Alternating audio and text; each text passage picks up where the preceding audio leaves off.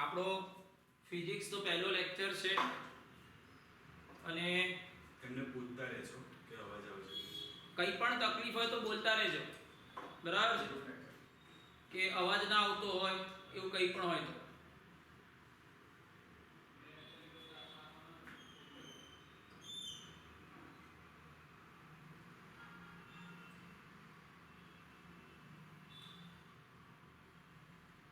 તો મારું મેઇન કામ ફિઝિક્સ, કારણ કે બાયોલોજી વાળા વિદ્યાર્થીને મારે ફિઝિક્સ પહેલા તો કોન્ફિડન્સ અપાવવાનો છે, બરાબર?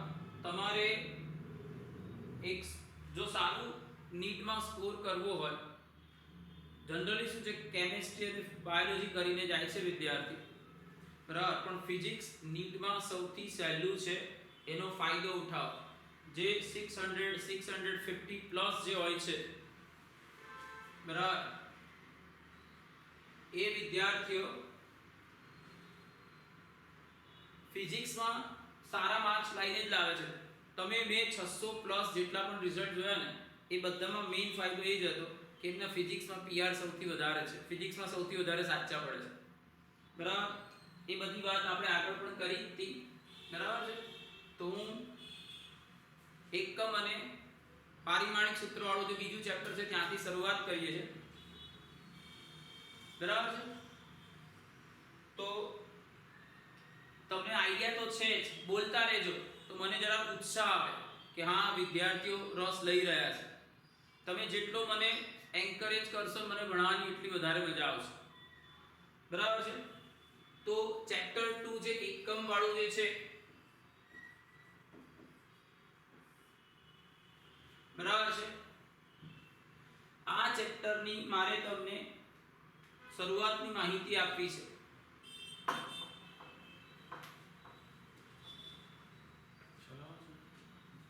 બરાબર છે? ચાલો, તો શરૂઆતમાં તમને યાદ હશે ભૌતિક રાશિની બધી વ્યાખ્યાઓ હતી, એનો આપણને કોઈ જરૂર નથી, પણ જેના પરથી પ્રશ્ન પૂછી શકાય એવા ટોપિક લઈએ તો તમને યાદ હશે ભૌતિક રાશિઓમાં વર્ગીકરણ હતું મૂળભૂત ભૌતિક રાશિ અને સાધિત ભૌતિક રાશિ, બરાબર છે? મૂળભૂત, સાધિત અને પછી એક ભૌતિક રાશિ હતી પૂરક ભૌતિક રાશિ. તો પૂરક ભૌતિક રાશિમાં બે મુખ્ય હતા, સમતલ કોણ અને ઘન કોણ. હવે આના આધારિત ક્યારેક ક્વેશ્ચન કરવો હોય તો થઈ શકે, એટલે હું એની તમને સહેજ માહિતી યાદ કરાવી દઉં.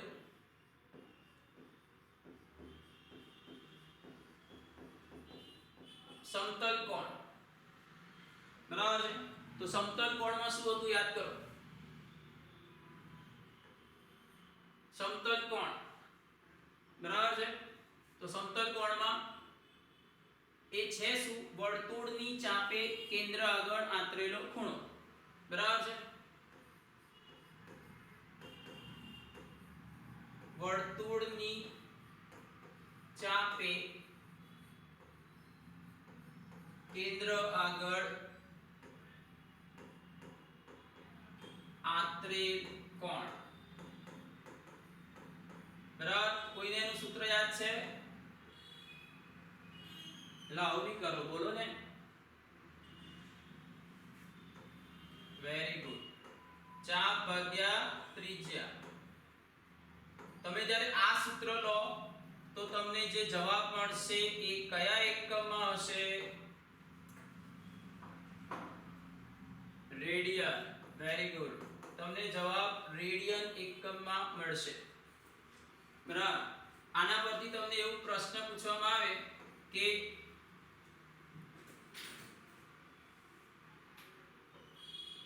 સમગ્ર વર્તુળના પરિઘે કેન્દ્ર આગળ આંતરેલ કોણ, બોલો તો.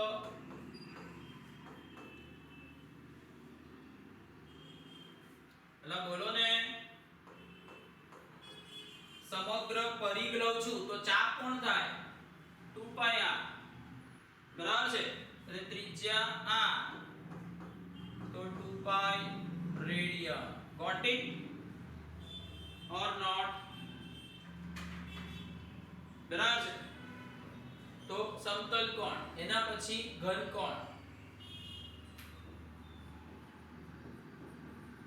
ઘન કોણને શેના વડે દર્શાવાય?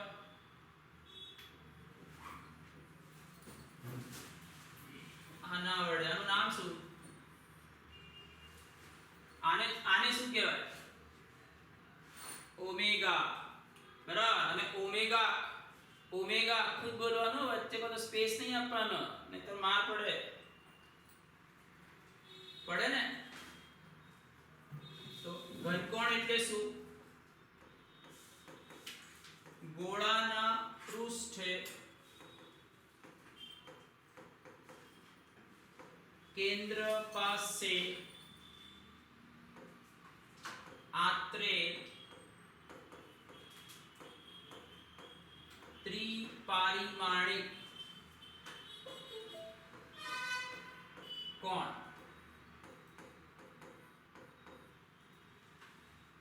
બરાબર. ગોળાના કેન્દ્ર પાસે આંતરે ત્રિપારિમાણિક કોણ.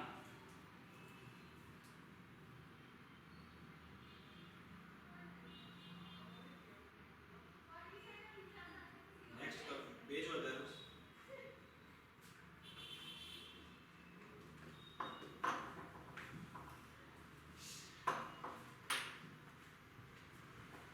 હવે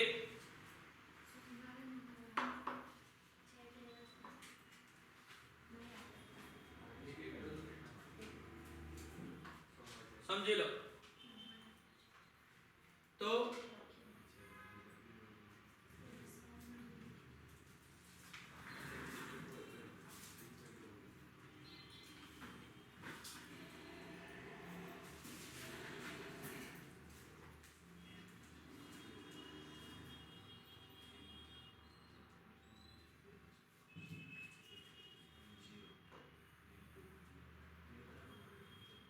આ ગોળો છે. બરાબર. તો એની આ જે સપાટી છે, આ સપાટી,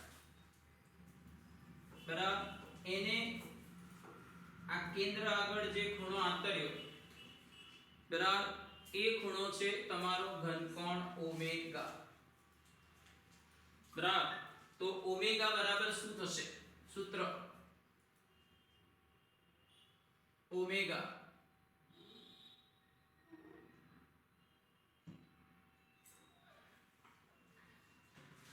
ચાલો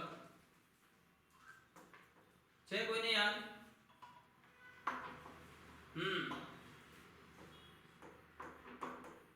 એટલે ગોળાનું ક્ષેત્રફળ, ગોળાની સપાટીનું ક્ષેત્રફળ, અથવા આપણે શબ્દ વાપર્યો છે પૃષ્ઠ, તો ગોળાના પૃષ્ઠનું ક્ષેત્રફળ છેદમાં ત્રિજ્યાનો સ્ક્વેર. બરાબર છે. તો તેથી હવે સમગ્ર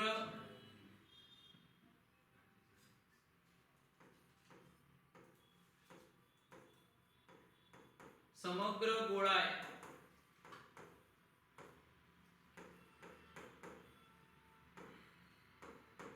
કેન્દ્ર આગળ આંતરે ઘનકોણ. બોલો તો નીચે તો r સ્ક્વેર જ.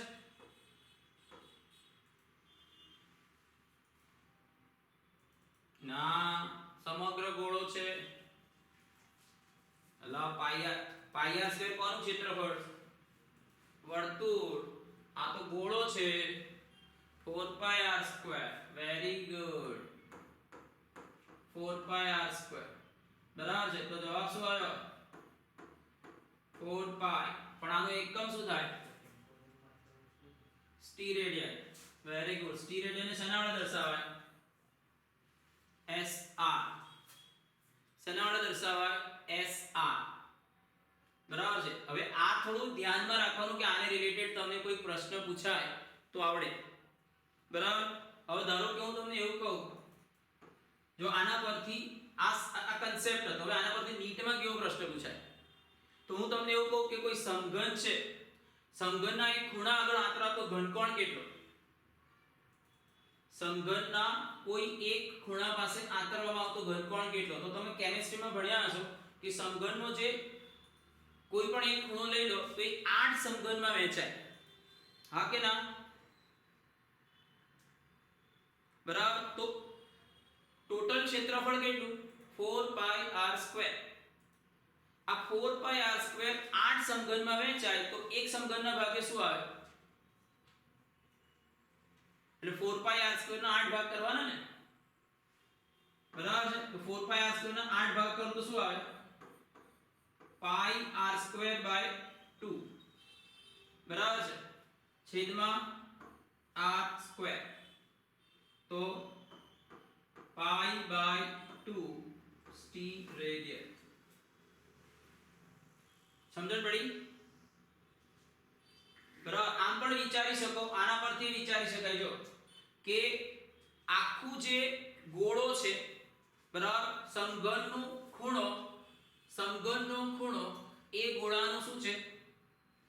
બરાબર, સમજી લો 8મો ભાગ છે તો ખૂણાનો 8મો ભાગ થાય. આખા સમઘન આખા ગોળાએ કેન્દ્ર આગળ કેટલો ખૂણો આંતર્યો? 4π st રેડિયન. તો એનો 8મો ભાગ π/2, એનો 8મો ભાગ π/2. Next page. પ્લસ એટલે બધી જશે પેજ. ચાલો, ક્લિયર? તો સમતલ કોણ, ઘન કોણ, આના આ કોઈ પણ એવો મુદ્દો હું છોડવા નથી માંગતો કે જેના પરથી કોઈ પ્રશ્ન પૂછાય. બરાબર. સમતલ કોણ, ઘન કોણ, બરાબર છે. પછી પેલા અંતરો વાળી માહિતી હતી, બરાબર. આમ તો તમને ખબર છે મિલીમીટર, માઇક્રોમીટર, પણ પેલા ઘણા લાંબા અવકાશીય અંતરો વાળા જે 3 એકમ હતા એ યાદ કરાવી દઉં. બરાબર.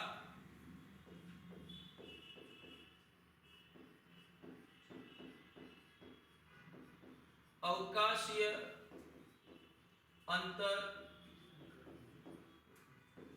માટેના એકમો. કોઈને ભૂલે ચૂકે યાદ રહી ગયો ખરું? હેલા? હા, પહેલું એસ્ટ્રોનોમિકલ યુનિટ હતું, યાદ છે ને? એએમયુ ને એયુ.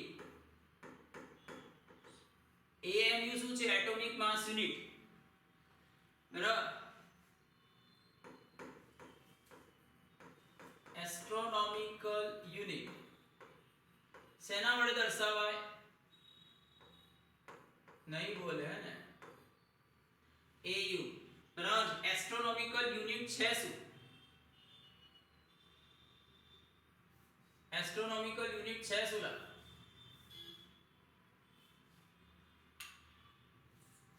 સૂર્ય અને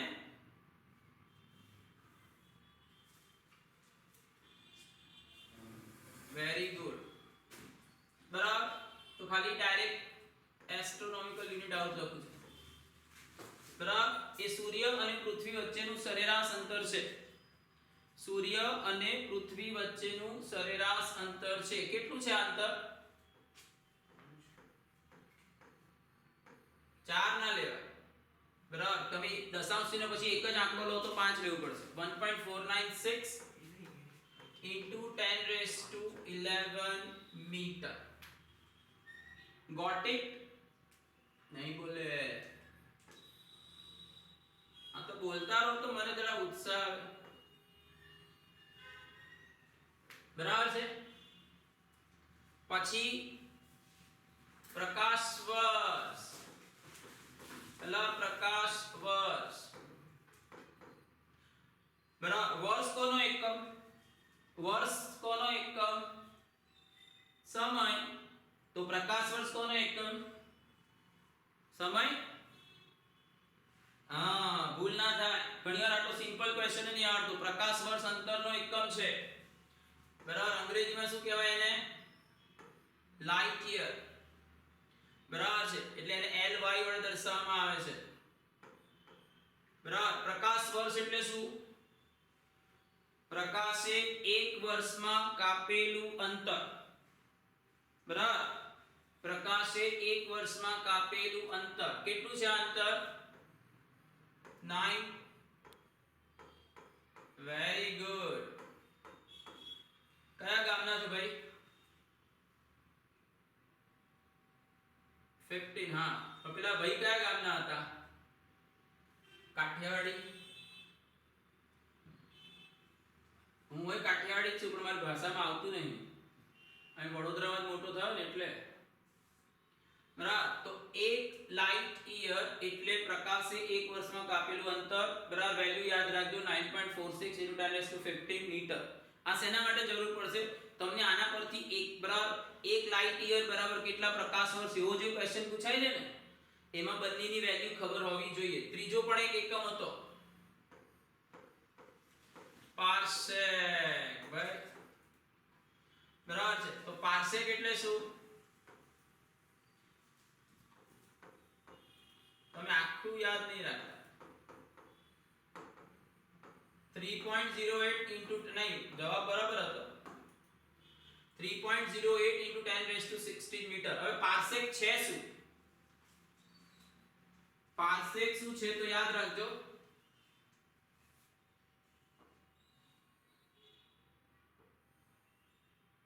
જો તમારે છે ને નીટમાં દરેક નાનામાં નાની વસ્તુ બરાબર જે ટેક્સ્ટ બુકમાં આપી છે ને એને ધ્યાનથી તૈયાર કરવાની. કારણ કે જે પેપર સેટર છે ને એને એક્ઝેક્ટ ખબર છે કે સ્ટુડન્ટ્સને શું ખબર છે ને શું નથી ખબર. મને 45 ક્વેશ્ચન સેટ કરવા આપે અને મારી ઈચ્છા એવી હોય કે 30 ક્વેશ્ચન બધાને આવડે, 15 ના આવડે, તો એ 15 જે બહુ જોરદાર પ્રિપરેશન કરી હોય કોર્નર એને જ આવડે. બરાબર, આપણે 15 માં જવાનું છે. બરાબર છે, એટલે આપણે કોઈ નાનો મુદ્દો છોડીશું નહીં. ચાલો, તો એક એસ્ટ્રોનોમિકલ યુનિટ લંબાઈની ચાપ જે અંતરે, આ જે અંતર છે બરાબર, જે અંતરે કેટલો ખૂણો આંતરે? 1 સેકન્ડનો ખૂણો આંતરે. એ ખૂણાને શું કહેવાય? 1 પાર્સેક. અરે એ અંતરને, એટલે આ જે અંતર છે આ અંતર 1 પાર્સેક છે. ખ્યાલ આવ્યો? આ અંતર 1 પાર્સેક છે. બરાબર,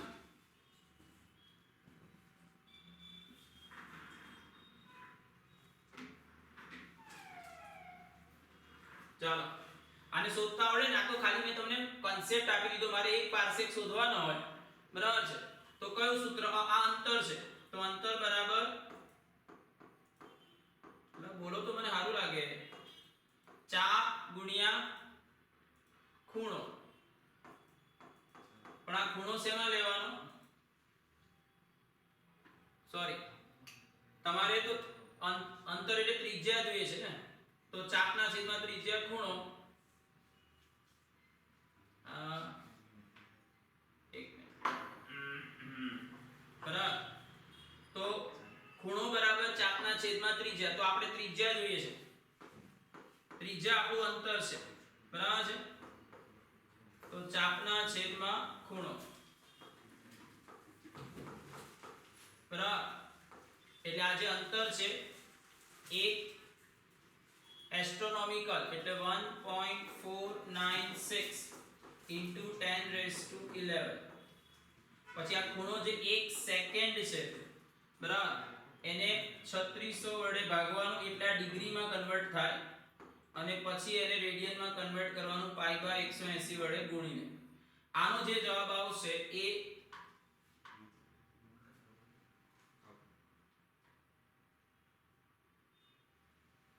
બરાબર છે, તો આનો જે જવાબ આવશે એ તમારો હશે 3.08 ગુણ્યા 10⁻16 મીટર.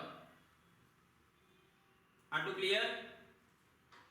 બરાબર છે. હવે આનો છે ને, ઓકે, આ ઉદાહરણ મારો ઉત્સાહ વધારવા. હવે આ માહિતી છે. હવે આના પરથી પ્રશ્ન કેવી રીતે પૂછાશે? બરાબર, તો પ્રશ્ન આ રીતે પૂછાય છે. ધારો કે તમને એવું કહેવામાં આવે કે 1 પાર્સેક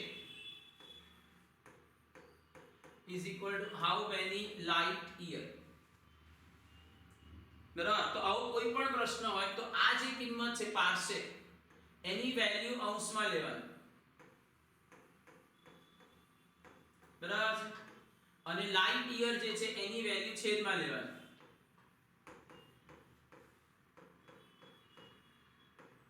આ જે જવાબ આવે એ તમારો જવાબ. ખ્યાલ આવી ગયો? આવો એક પ્રશ્ન પૂછાય છે.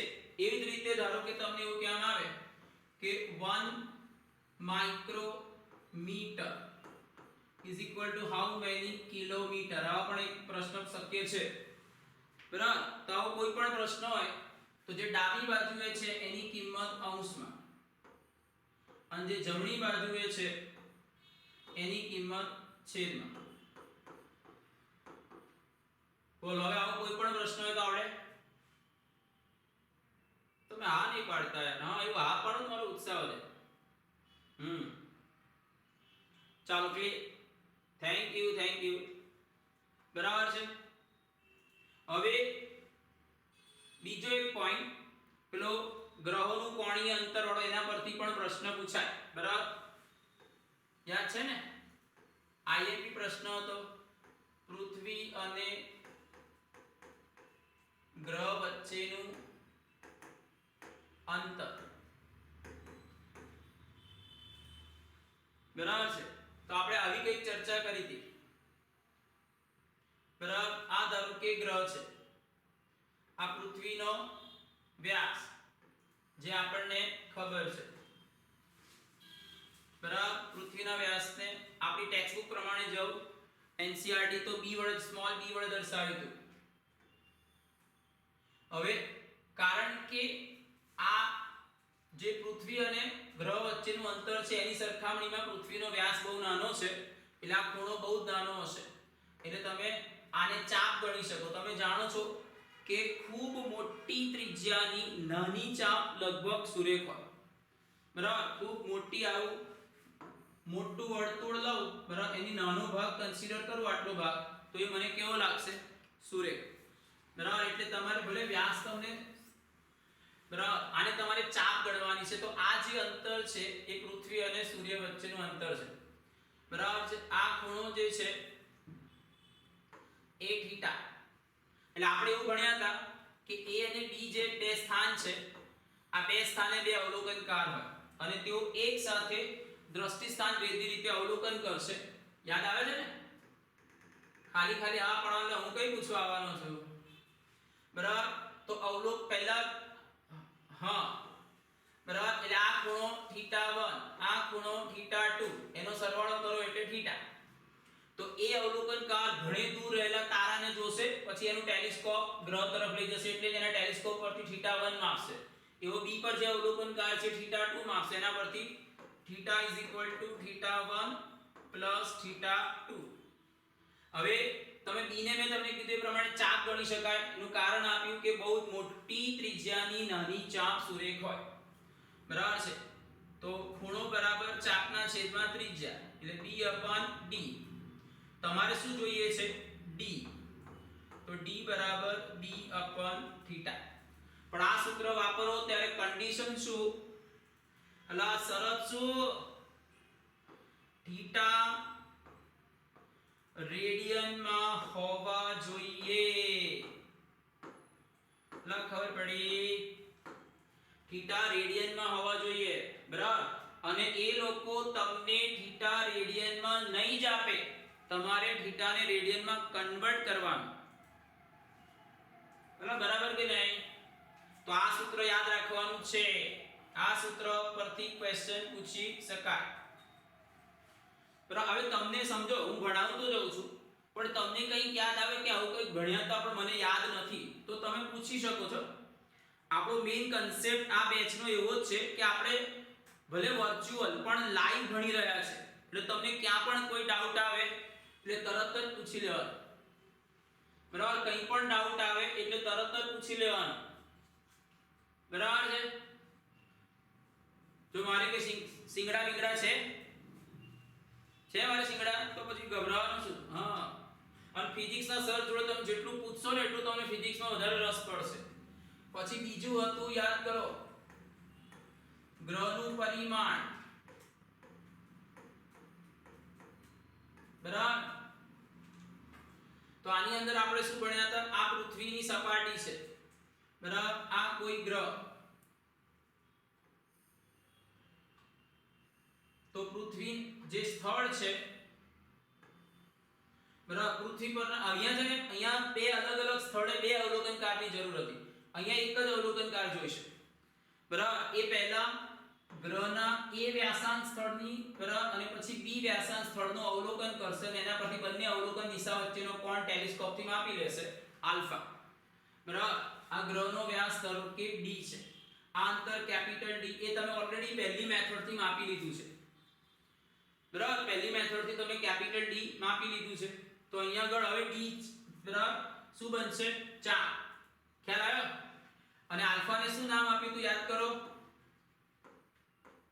ગ્રહનો કોણીય વ્યાસ બરાબર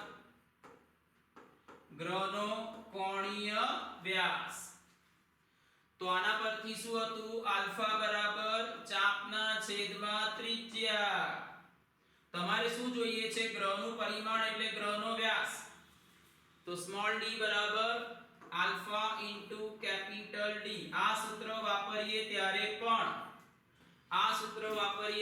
પણ શું હોવું જોઈએ આલ્ફા રેડિયનમાં હોવો જોઈએ અને મેં તમને કીધું તે લોકો રેડિયનમાં નહીં જ આપે હવે એ પણ યાદ કરાવી દઉં ડિગ્રી હોય બરાબર છે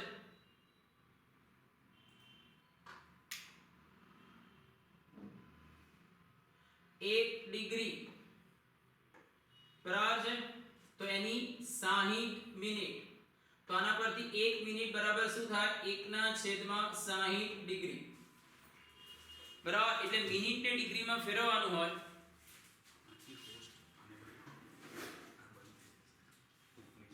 બંધ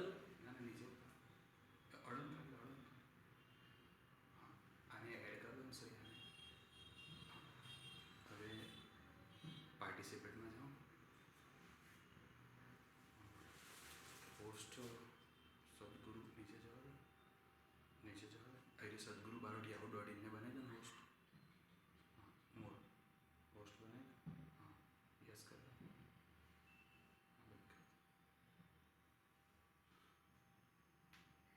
મીટિંગ ટાઈમ બતાવો તો પત્ર લાગે છે એટલે પૂછી લો કે એમને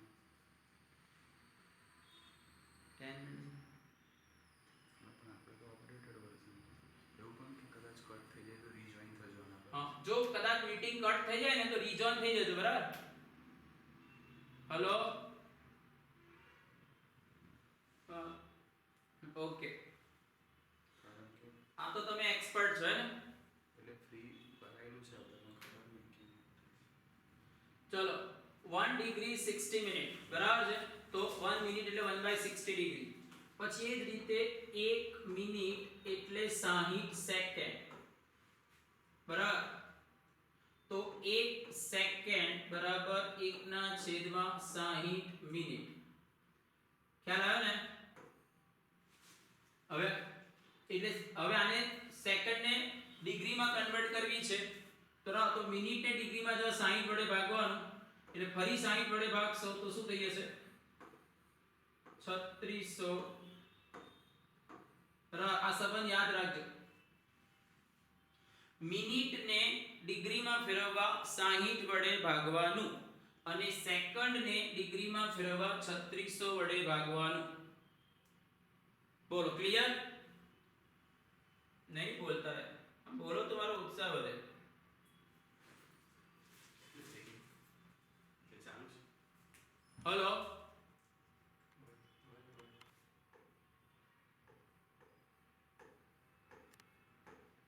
બરાબર તો ત્રુટિ આપણે 3 રીતે એનો અંદાજ મેળવતા હતા કઈ 3 રીત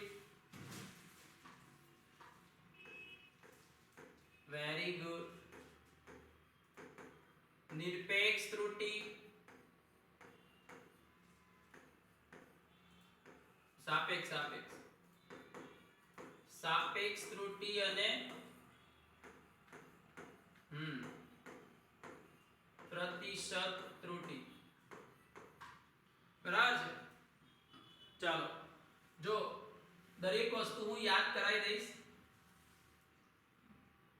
એટલે કંઈ પણ પૂછે તો આપણે એમાં કાચા ના પડે. નિરપેક્ષ ત્રુટિમાં કેવું હોઈ શકે સમજો.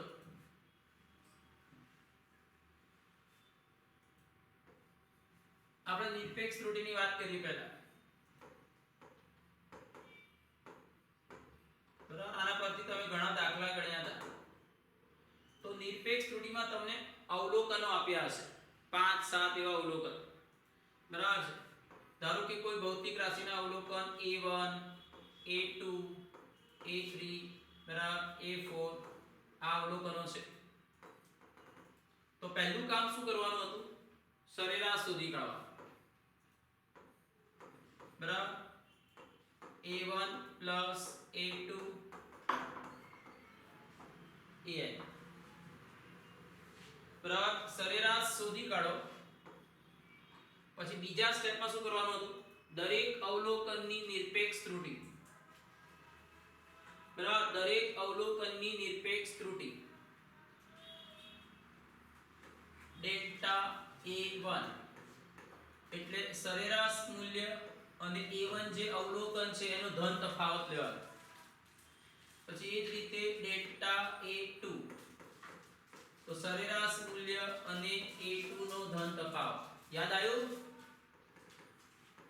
Very good. જરા બોલતા રહો યાર.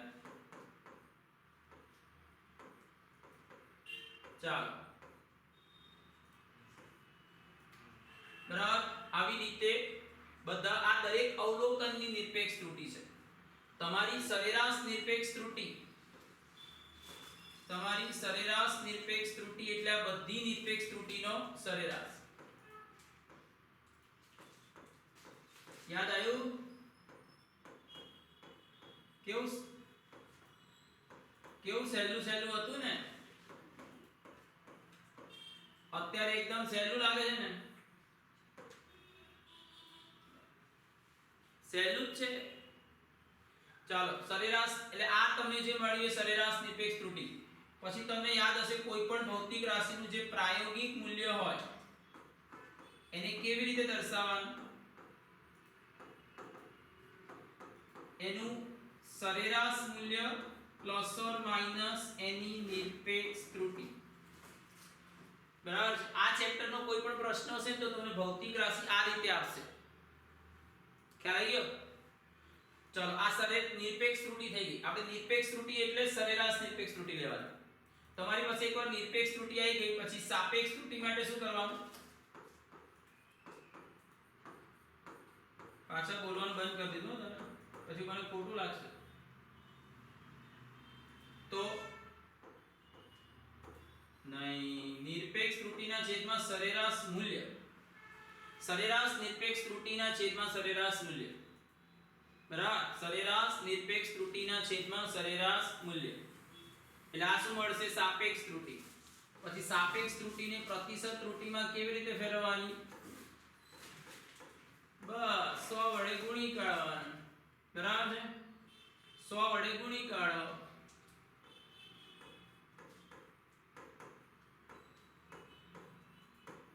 સાપેક્ષ ત્રુટિ ગુણ્યા 100 એટલે અહીંયા delta a bar by a bar આ શું છે? સાપેક્ષ ત્રુટિ છે. એને 100 વડે ગુણી કાઢો એટલે આ થઈ ગઈ પ્રતિશત ત્રુટિ. ચલો, આ ત્રણ કન્સેપ્ટ ક્લિયર? બરાબર. નિરપેક્ષ ત્રુટિમાં શું કરવાનું? જેટલા અવલોકન આપ્યા હોય, બરાબર, તમારો ઉત્સાહ કાબિલે તારીફ છે. જેટલા અવલોકનો આપ્યા હોય બધાનો સરવાળો કરીને એને અવલોકનોની સંખ્યા ભાગો. શું મળ્યું? સરેરાશ. બરાબર. પછી શું કરવાનું? દરેક અવલોકનની નિરપેક્ષ ત્રુટિ. આ યાદ રાખજો, દરેક અવલોકનની નિરપેક્ષ ત્રુટિમાં સરેરાશ મૂલ્ય અને અવલોકન જે છે એનો ધન તફાવત લેવાનો. બરાબર. પછી દરેક અવલોકનની નિરપેક્ષ ત્રુટિનો સરેરાશ એ તમારી સરેરાશ નિરપેક્ષ ત્રુટિ. સરેરાશ નિરપેક્ષ ત્રુટિ અને સરેરાશ મૂલ્યનો ગુણોત્તર એટલે સાપેક્ષ ત્રુટિ. અને સાપેક્ષ ત્રુટિને 100 વડે ગુણો એટલે પ્રતિશત ત્રુટિ. ક્લિયર? હવે સરવાળા બાદબાકી ગુણાકાર ભાગાકારની ત્રુટિ. બરાબર તો એનું ડાયરેક્ટ સૂત્ર યાદ કરાવી દઉં છું ધારો કે z ભૌતિક રાશિ છે એ a અને b ભૌતિક રાશિના સરવાળાથી મળે છે બરાબર અથવા z ભૌતિક રાશિ જે છે એ a અને b ભૌતિક રાશિની બાદબાકીથી મળે છે તો આ બંને કેસમાં બરાબર બે ભૌતિક રાશિનો સરવાળો થાય કે બે ભૌતિક રાશિની બાદબાકી થાય શું થાય નિરપેક્ષ ત્રુટિનો હંમેશા સરવાળો આવા દબાય છે हेलो हेलो आवाज क्लियर બધાને પ્રોબ્લેમ છે કે કોકને પ્રોબ્લેમ થાય છે ઓ યુવાનો okay okay okay okay okay બરાબર છે ને ઓકે ઓકે હવે મને યાદ કરાવો શું તમે યાદ કર્યું તું જો બે ભૌતિક રાશિનો સરવાળો થાય કે બે ભૌતિક રાશિની બાદબાકી થાય એમની સાપેક્ષ ત્રુટિનો સરવાળો જ થાય યાદ રાખજો મારું વાક્ય ત્રુટિના સૂત્રમાં બાદબાકી આવે જ નહીં ઘણીવાર પ્રશ્ન એવો સેટ કરશે કે તમે પ્રેરાશો કે માઈનસ થાય ત્યારે દીપક સરનું આ વાક્ય યાદ રાખજો ગમે તે પ્રશ્ન હોય ત્રુટિના સૂત્રમાં માઈનસનું ચિહ્ન જ ના હોય ત્રુટિ શોધતી વખતે કોઈ દિવસ બાદબાકી થાય જ નહીં એનું લોજિક શું છે બરાબર બે ભૌતિક રાશિની ત્રુટિ હોય તો પરિણામમાં ત્રુટિ વધવાની છે કોઈ ઘટે નહીં એટલે ત્રુટિની બાદબાકી થાય જ નહીં બરાબર તો અહીંયા આગળ સૂત્ર શું આવશે z ભૌતિક રાશિ જો a અને b ના સરવાળાથી મળતી હોય કે a અને b ની બાદબાકીથી મળતી હોય તો z ની સાપેક્ષ ત્રુટિ અને z ની નિરપેક્ષ ત્રુટિ એ a ભૌતિક રાશિની નિરપેક્ષ ત્રુટિ વત્તા b ભૌતિક રાશિની નિરપેક્ષ ત્રુટિ બરાબર સરવાળો હોય કે બાદબાકી હોય નિરપેક્ષ ત્રુટિનો સરવાળો જ બરાબર ત્રુટિના સૂત્રમાં બાદબાકી દેખાવી જ ના જોઈએ પછી ગુણાકાર કે ભાગાકાર બરાબર બે ભૌતિક રાશિનો ગુણાકાર થાય કે બે ભૌતિક રાશિની બાદબાકી અરે ભાગાકાર થાય આમાં શું નિયમ સાપેક્ષ ત્રુટિનો સરવાળો સરવાળા બાદબાકીમાં નિરપેક્ષ ત્રુટિનો સરવાળો અને ગુણાકાર ભાગાકારમાં આ ગુણાકાર છે એટલે અહીંયા સાપેક્ષ ત્રુટિનો સરવાળો delta z by z is delta a by a વત્તા ડેલ્ટા b by b ખ્યાલ આવ્યો ને હા બસ આવો જ મારો ઉત્સાહ વધારો બરાબર પછી કોઈ ભૌતિક રાશિની ઘાત હોય તો ઘાતનું શું થાય ઘાત આગળ ગુણાઈ જાય તો z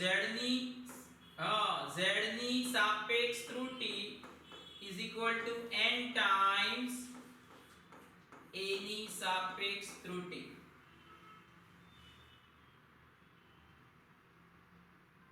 ખબર પડી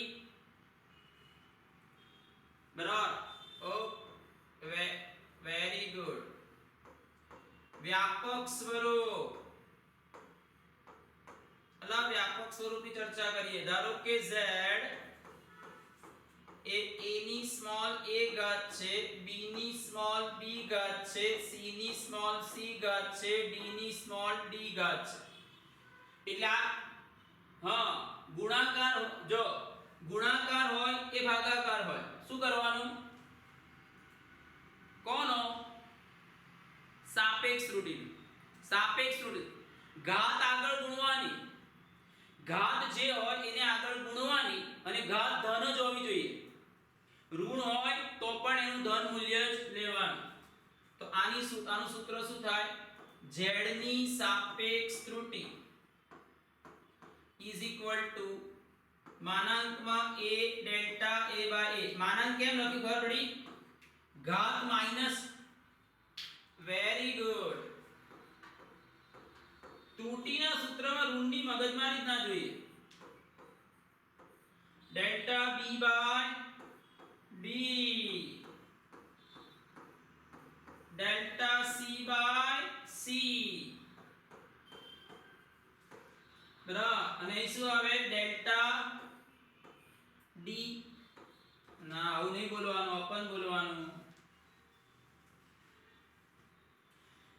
બોલો ખબર પડી બરાબર હવે ધારો કે ઘણીવાર તમને કેવા કન્ફ્યુઝ કરશે ખબર છે આવું કહેશે એટલે મેં આ ખાસ કરાવ્યું હવે તમને એવું કે z ની સાપેક્ષ ત્રુટિ કહો તો તમને એટલે મેં માનાંક લખાયું એટલે તમારા ધ્યાનમાં આવે બરાબર તો અહીંયા શું આવે એટલે બોલો ને આટલું ઈઝી છે હા બોલો બોલો બોલો બોલો એટલે આપણે માનાંક લખવું જ નથી હા માઈનસ ને રાખવું જ નથી delta b by b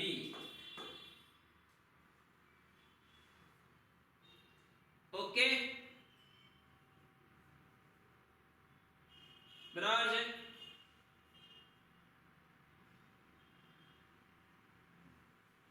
okay તો આ બધો મુદ્દા આવી ગયા ત્રુટિના બરાબર છે સરવાળો કે બાદબાકી હોય ત્યારે નિરપેક્ષ ત્રુટિનો માત્ર સરવાળો ગુણાકાર કે ભાગાકાર હોય તો સાપેક્ષ ત્રુટિનો માત્ર ને માત્ર સરવાળો ઘાત હોય તો આગળ ગુણવાનું એના પરથી આ વ્યાપક સ્વરૂપ ગોટ ઇટ બરાબર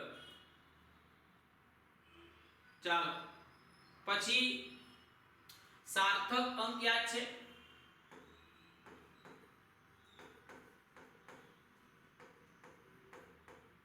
આ તો કદાચ કેમિસ્ટ્રીમાં આ ટોપિક આવે છે ને સાર્થક અંક એટલે શું એનો કન્સેપ્ટ જો કે હવે આપણે એના નિયમ પર જ જે બધું ડિટેલમાં જઈશ તો મજા નહીં આવે થિયરીનો લેક્ચર છે એવું લાગશે બરાબર સાર્થક અંક નક્કી કરવાના નિયમો પહેલો નિયમ શું હતો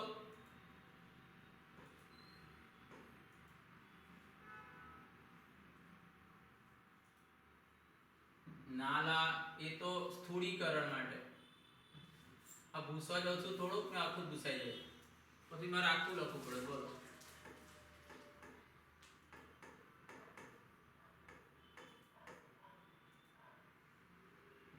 સિગ્નિફિકન્ટ ફિગર તો પહેલો નિયમ છે તમામ શૂન્યેતર અંકો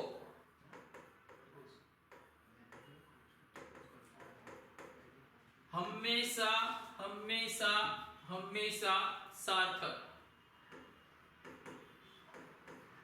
આ લેક્ચર પછી 5 મિનિટની આપણે બ્રેક રાખીશું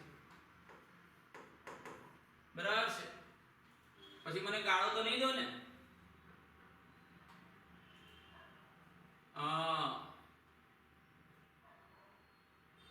તમામ શૂન્યેતર અંકો શૂન્યેતર એટલે શૂન્ય ના હોય એવા બરાબર છે એ હંમેશા સાર્થક જ હોય બરાબર આવું માપ આપું 12.24 સેન્ટીમીટર તો આમાં સાર્થક અંકો કેટલા 1 2 2 અને 4 બધા સાર્થક છે ક્લિયર બરાબર છે પછી બે શૂન્યેતર અંકો વચ્ચેના તમામ શૂન્યો કેવાલા સાર્થક આવી રીતે હોય 102.4 તો આમાં 0 સાર્થક છે આ અહીંયા જે નિયમો છે ને એ બધી 0 માટેની મગજમારી છે બરાબર બાકીના જે શૂન્યેતર અંકો છે એ તો સાર્થક જ હોય એટલે અહીંયા 1 પણ સાર્થક છે 2 પણ સાર્થક છે 0 પણ સાર્થક છે અને 4 પણ સાર્થક છે બરાબર છે પછી ત્રીજો નિયમ શું કહે છે કે એક કરતા નાની સંખ્યા માટે દશાંશ ચિહ્ન ની જમણી પરંતુ શૂન્યેતર બરાબર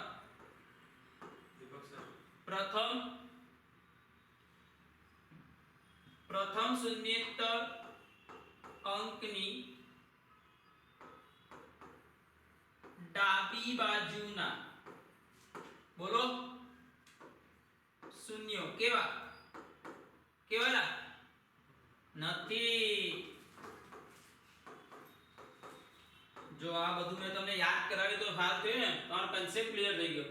એક કરતા નાની સંખ્યા કેવી હોય 0. હવે આવું હોય 0.00124 તો આમાં સાર્થક અંકો કેટલા? હા 1 2 અને 4 બરાબર. આમાં સાર્થક અંકો 1 2 અને 4 જ છે. 1 2 અને 4. પેલા બેઉ 0 સાર્થક નથી. ખ્યાલ આવ્યો? પછી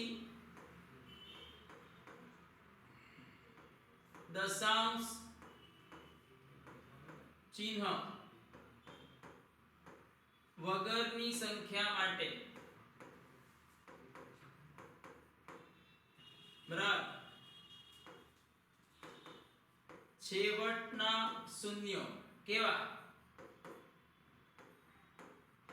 નથી. દશાંશ ચિહ્ન વગરની સંખ્યામાં બરાબર છે. એ તો એકમના બરાબર. હવે ધારો કે આવું હોય કે 12 મીટર. હવે આને સેન્ટીમીટરમાં લખું 1200 સેન્ટીમીટર. તો મેં તો એક અને આ બે જ આંક મપાયા છે. આ પાછળના 0 તો એકમના પરિવર્તનને કારણે આયા છે. એટલે સાર્થક એમ આપેલા જ નથી. તમે સાર્થક અંક એટલે તમે જ્યારે એ ભૌતિક રાશિનું માપન કરો છો ત્યારે આ ડિજિટ મપાયા નથી બરાબર. એટલે આમાં સાર્થક અંક 1 અને 2 જ આવે બરાબર. પછી દશાંશ ચિહ્ન વાળી સંખ્યામાં છેવટના શૂન્યો સાર્થક છે બરાબર. હું આવું લખું 12.0. હવે મેં આ માપ્યો હશે તો જ હું 0 લખીશ, નહીં તો હું 12 લખીશ બરાબર. તો દશાંશ ચિહ્ન વાળી સંખ્યામાં છેવટના શૂન્ય સાર્થક છે. હવે ધારો કે 12.1200 લખું તો અહીંયા આ બંને 0 સાર્થક છે. મેં નહીં માપ્યા હોય તો 12.12 જ લખવાનું છે બરાબર. એટલે દશાંશ ચિહ્ન વાળી સંખ્યામાં છેવટના શૂન્ય સાર્થક છે બરાબર. પછી એકમના પરિવર્તનને લીધે બરાબર સાર્થક અંકોની સંખ્યામાં કોઈ ફેર પડે નહીં બરાબર છે. અને આટલા માટે તમારે શું કરવું જોઈએ? એને બરાબર વૈજ્ઞાનિક પદ્ધતિથી દર્શાવવા જોઈએ બરાબર. એને વૈજ્ઞાનિક પદ્ધતિથી દર્શાવવા જોઈએ બરાબર. એટલે એકમનું રૂપાંતરણ કરો તો સાયન્ટિફિક નોટેશન કયું છે 10 ની ઘાત વાળું, એ રીતે લેવાનું બરાબર છે. તો આ ચેપ્ટરની અંદર ખાલી એક જ ટોપિક બાકી રહ્યો. કયો? પારિમાણિક વિશ્લેષણની જે 3 રીત છે બરાબર. એટલે તમારો તમે વિચાર કરો, એક લેક્ચર તમે ભર્યો, કલાક તમે મને આપ્યો, તમારું એક ચેપ્ટર પૂરું થઈ ગયું બરાબર છે. તો 5 મિનિટની હવે બ્રેક રાખીશું બરાબર છે. મજા આવી ને? મજા આવી કે ના આવી? બોલ બોલ. Yes yes. હા બોલો બોલો. એટલે એમસીક્યુ ના તો કોઈ થિયરી નો બેઝ હશે તો આપણે એમસીક્યુ કરીશું ને બરાબર. એટલે હવે હા લખતી જ ને બરાબર. એ આપણા બીજા એક મિત્ર છે, એ તમને આ ચેપ્ટરના એમસીક્યુ કરાવી દેશે બરાબર છે. અને તમે કોઈ પણ ટીચરને કોઈ પણ તમારો ડાઉટ હોય તો પૂછી શકો છો બરાબર